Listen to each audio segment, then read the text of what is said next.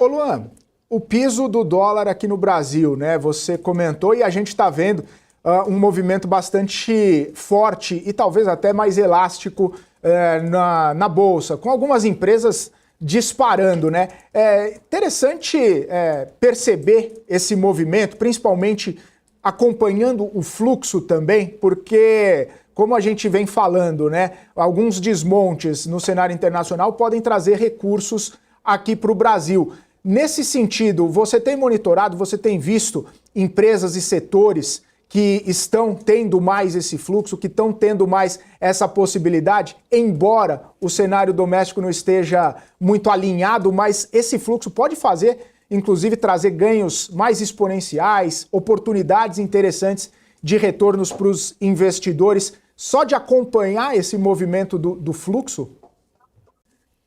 Perfeito, excelente pergunta. Tem duas situações bastante específicas que a gente monitora, que é o cenário local, que é o cenário interno, eu acabei de comentar com vocês, sobre essa expectativa, essas projeções de votação do orçamento para um ano eleitoral, isso é bastante importante. Então, nesse ponto, a gente peca um pouquinho, né, tendo em vista que o governo pode gastar um pouco mais em ano eleitoral, e é assim com esse governo, foi assim com o governo anterior, independente de quem esteja no poder, isso acontece a cada 4 anos, tá?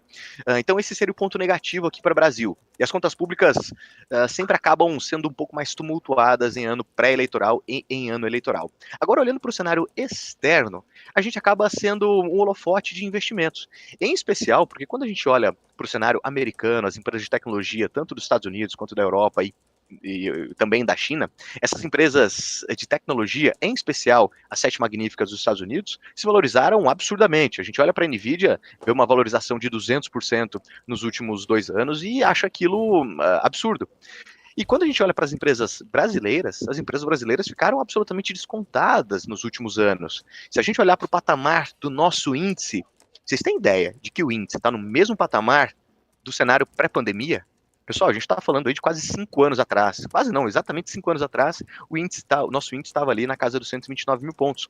5 anos depois, estamos trabalhando com o índice a 133 mil pontos. Então, o nosso mercado, ele está absolutamente descontado.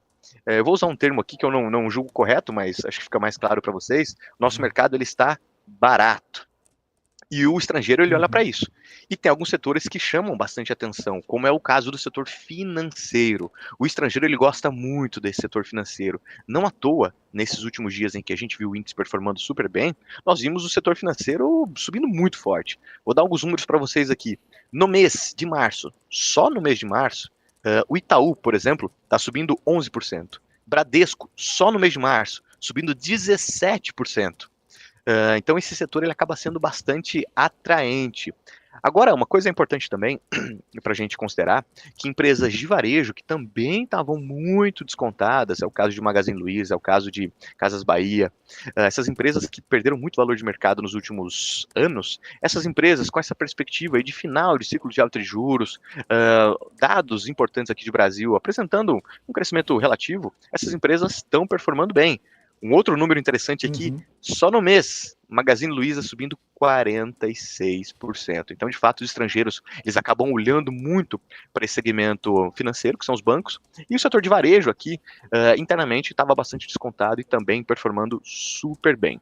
Agora, falando rapidamente aqui de commodities, né, olhando para a JBS, para a Vale e também para a Petrobras, esses são setores que acabam dependendo um pouco mais de compras externas, em especial o setor de mineração, a gente olha para a China e espera uma performance melhor da China esse ano, espera um governo mais atuante em questão de benefícios sociais, em questão de irrigar a economia chinesa com mais recursos e que a China acabe performando um pouquinho melhor do que vem performando nos últimos anos, né? Um crescimento até interessante, superando a estimativa aí de 5% do Partido Comunista Chinês, mas a China, incentivando um pouco mais a economia local, pode refletir nos nossos mercados aqui também, em especial o setor de proteínas e também no setor de mineração.